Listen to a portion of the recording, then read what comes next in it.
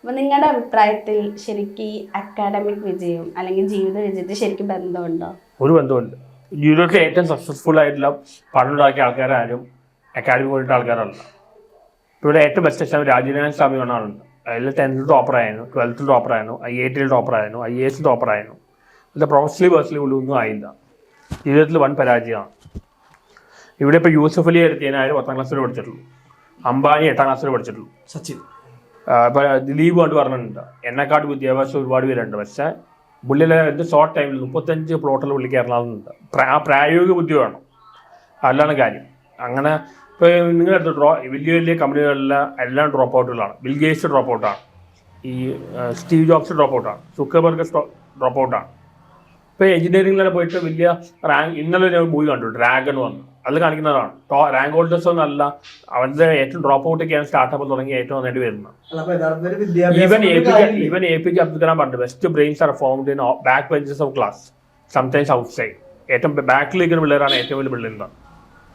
Even എല്ലാവരും പറഞ്ഞു മിക്ക ഇപ്പോൾ ബിൽ ഗേറ്റ്സ് പഠിക്കുന്ന കാലത്ത് അയാളുടെ ഏറ്റവും വലിയ ടോപ്പർ അയാളുടെ കമ്പനിയിലെ ഏറ്റവും വലിയ എംപ്ലോയി ആണ്. പക്ഷേ ഇയാളാണ് ഏറ്റവും സക്സസ്ഫുൾ. പക്ഷെ നമ്മുടെ ഈ നാട്ടിൽ എന്ന് പറഞ്ഞു കഴിഞ്ഞാൽ ഗവൺമെന്റ് ജോലി വേണം, അല്ലെങ്കിൽ ഇന്നൊരു വിദ്യാഭ്യാസത്തിന് ഏറ്റവും പ്രയോറിറ്റി കൊടുക്കണം. എന്താ ഇത്ര ഒരു വിദ്യാഭ്യാസം വേണം, അല്ലെങ്കിൽ +2 നിനക്ക് വേണം, മസ്റ്റാണ്. അതൊരു ടേണിംഗ് പോയിന്റ് ആണ്. മാറി വന്നിട്ട് പണ്ട് ബിസിനസ് ചെയ്യുന്ന കാശ് കിട്ടും, പക്ഷെ ആൾക്കാർ വില കൽപ്പിച്ചില്ല. പക്ഷെ ഇപ്പൊ ബിസിനസ് ചെയ്യുന്നവർക്ക് നല്ല വിലയാണ്. അതായത് ഇപ്പൊ ഒരു +2 ഇല്ലാത്തവൻ മണ്ടനാണ്, അല്ലെങ്കിൽ അവനൊന്നും ഇല്ലാത്തവനാന്നുള്ള ഒരു കാഴ്ചപ്പാട് നമ്മുടെ സമൂഹത്തിലുണ്ട്. അപ്പൊ വിദ്യാഭ്യാസം എന്താണെന്ന് നോക്കിയിട്ടാണ് ഒരാളുടെ റെസ്പെക്ട് കൊടുക്കണവരെ ചെയ്യുന്നത്. അതൊന്നും കാര്യമില്ല. പൈസ ഉള്ളവർക്ക് ഒരു ഇതുണ്ട്. പുതിയ ജനറേഷനിലെ പൈസക്ക് മോശം, പഴയ ജനറേഷനിലാണ് ഈ പഠിത്തത്തിൽ മോശം കൊടുക്കുന്നത്. പക്ഷേ ഈ ബേസിക് എഡ്യൂക്കേഷൻ ഉണ്ടാവണം, ഒരു ബേസിക് എഡ്യൂക്കേഷൻ വേണം. പക്ഷെ ഇതെല്ലാം സ്വന്തമായി ഡെവലപ്പ് ചെയ്ത് കഴിവാണ്. പഠിച്ചിട്ടാണ് ഇപ്പോൾ ഒരു MBA പഠിച്ചുകൊണ്ട് നിങ്ങളൊരു ബിസിനസ്മാൻ ആവണമെന്നില്ല. അല്ല, അതൊരു എക്സ്പീരിയൻസ് അല്ലേ ശരിക്കും, ഇപ്പോഴത്തെ ലൈഫ് എക്സ്പീരിയൻസ് ഒക്കെയാണ്. ലൈഫിൽ ഇത്രയും ടോപ്പറായ സ്ഥലത്ത് എവിടെ കാണാൻ പറ്റില്ല. അതിന് ലോക ഫെയിലറാണ്. പ്രായോഗിക ബുദ്ധി വേണം. പ്രായോഗിക ബുദ്ധിയിലാണ് കാര്യം. പഠിക്കാൻ വേണ്ടി മാത്രമല്ല, നമ്മളൊന്ന് ഒരു മറ്റുള്ള ആളുകളായിട്ട് മിങ്കിൾ എഡ്യൂക്കേഷൻ അക്കാഡമിക്സ് വ്യത്യാസമുണ്ട്. അക്കാഡമിക്സ് ആണെങ്കിൽ മാർക്ക് വാങ്ങിയതാണ്. എഡ്യൂക്കേഷൻ മാനസികമായിട്ടും ഒരു വളർച്ചയാണ്. ഇപ്പൊ ഭയങ്കര പഠിപ്പിച്ച പിള്ളേർക്ക് നല്ല മാർക്ക് ഉണ്ടാവും, പക്ഷെ ഒന്നിനും മാനസിക വളർച്ച ഉണ്ടാവില്ല. നമ്മുടെ എഡ്യൂക്കേഷൻ സിസ്റ്റത്തിൽ ക്രിയേറ്റിവിറ്റി നമ്മുടെ എഡ്യൂക്കേഷൻ സിസ്റ്റത്തിൽ ഇല്ല. പുതിയതായിട്ട് ഒരു ഐഡിയ ഉണ്ടാക്കലോ ഒരു ചോദ്യം ചോദിക്കണം, പ്രാക്ടിക്കൽ ക്ലാസ്സുകൾ മാത്രം പഠിക്കുക. ഇപ്പൊ അമേരിക്കയിലെല്ലാം പ്രാക്ടിക്കലായിട്ടാണ് എല്ലാം ടെക്നോളജി. അതുകൊണ്ടാണ് മലയാളികളിൽ ടെക്നോളജി വളരെ മോശമാണ്. തമിഴ്മാർ തെലുങ്കുമാർ എടുക്കണം. ഇപ്പൊ ചേട്ടൻ എന്താണ് പഠിച്ചത്? എന്ത് എഞ്ചിനീയറിംഗ് ആണ് പഠിച്ചത്? ഞാൻ ഇലക്ട്രോണിക്സ് കമ്മ്യൂണിക്കേഷൻ. ചേട്ടൻ ഇപ്പൊ വീട്ടിലെ ഫാനൊക്കെ റിപ്പയർ ചെയ്യാൻ അറിയോ? അല്ലെങ്കിൽ വീട്ടിലുള്ള ഈ ഇലക്ട്രോണിക്സ് ഉപയോഗങ്ങളൊക്കെ ചേട്ടന് ചെയ്യാൻ അറിയോ?